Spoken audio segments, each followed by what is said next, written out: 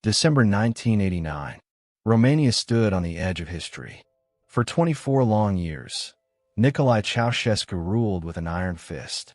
He silenced critics, starved his people, and built a cult of personality so massive it seemed unshakable. But within just a few days, his empire would collapse in the most shocking way possible, broadcast to the entire world. This is the story of how one man who thought he was untouchable was brought down by his own people, hunted like an animal, and executed on live television. It's December 21st, 1989. The icy winds of winter sweep through Bucharest. Over 50,000 people are herded in a palace square. Many were dragged from their jobs. Others pulled from classrooms. They've stood for hours in the freezing cold, waiting. Not because they wanted to be there, but because they were forced. They wait for one man, Nicolae Ceaușescu. After 24 years in power, Ceaușescu was certain this rally would silence growing unrest. Just days earlier, protests in the city of Timișoara had erupted after a priest defied the regime.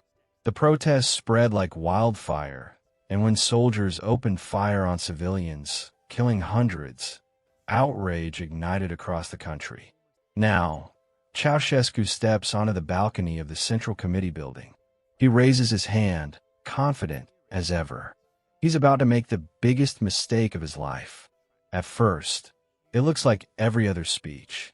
He begins his usual propaganda, praising communism, promising reforms. But something is different. The crowd is restless. The front rows clap obediently, but behind them, a sea of frozen, silent faces. Then it happens. A sound breaks through. Shouts from deep within the crowd. Chaos spreads. Elena Ceaușescu, his wife and closest advisor, panics. "They're shooting," she screams. Security officers rush to the balcony, whispering. They're entering the building. The live broadcast cameras tilt up toward the sky to hide the chaos, but it's too late. Millions watching at home can already sense it. The dictator's control is slipping. For the first time in 24 years, Nicolae Ceaușescu looks afraid. That night, Ceaușescu responds the only way he knows how, with violence. He unleashes the army, tanks, and snipers on his own people. Protesters are cut down in the streets. By morning, the bloodshed is so severe that the roads of Bucharest must be washed with water cannons. Ceaușescu, delusional as ever, tells his wife, everything is back to normal. But he was dead wrong. The very soldiers he relied on begin to question why they are killing their own neighbors. By the next day, entire units defect and join the protesters. For the first time, the army is no longer protecting the dictator. It is protecting the people. On December 22nd, Ceaușescu calls an emergency meeting inside the Communist Party headquarters. But outside, the streets of Bucharest explode. Hundreds of thousands march toward the building.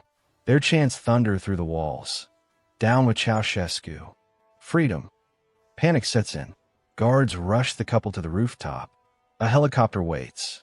Ceaușescu and Elena are pale, shaking, carried by their bodyguards. They lift off just moments before protesters storm the roof. For the first time in decades, the dictator is running. The helicopter flies to Ceaușescu's residence in Snagov, but when he demands military reinforcements, the chilling response comes. You're on your own. Everyone has abandoned him. Desperate, he orders the pilot west toward a loyal garrison. But the radio crackles. All flights are grounded. Any aircraft will be shot down. The pilot has no choice but to land in the middle of nowhere. The once mighty ruler of Romania and his wife are stranded on the side of a road. They flag down a car driven by a bicycle mechanic. He reluctantly agrees to drive them to the city of Targovist. Along the way, the radio announces, the revolution has won. The mechanic suggests hiding at an agricultural institute. But the director, sensing the tide of history, locks them in a room and alerts the police. Moments later, Ceaușescu and Elena are handed over to the military. The The dictator is no longer in charge. He's a prisoner. On December 25th, Christmas morning, a special military tribunal convenes. The charges: genocide, destroying the economy, and trying to flee the country with stolen billions. There is no defense, no jury, no appeals.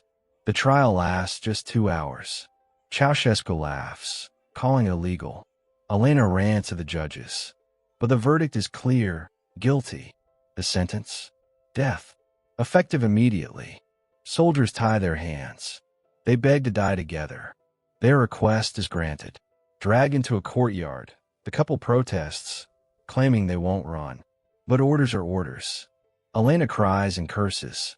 Nicolae, in defiance to his final breath, begins singing the Internationale, the communist anthem. A line of soldiers raises their rifles. The order is given. Gunfire shatters the silence. The most feared couple in Romania collapse against a cold wall, riddled with bullets. The next day, Romanian television broadcasts the footage. The bodies of Nicolae and Elena Ceaușescu, slumped and lifeless, are shown to millions. Proof: the dictatorship is over. The people have won. 5 months later, Romania holds its first free elections in more than 50 years.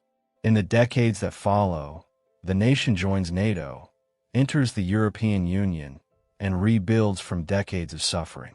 All of it, the revolution, the freedom, the rebirth, began with one rally and ended with a dictator's execution, broadcast for the world to see.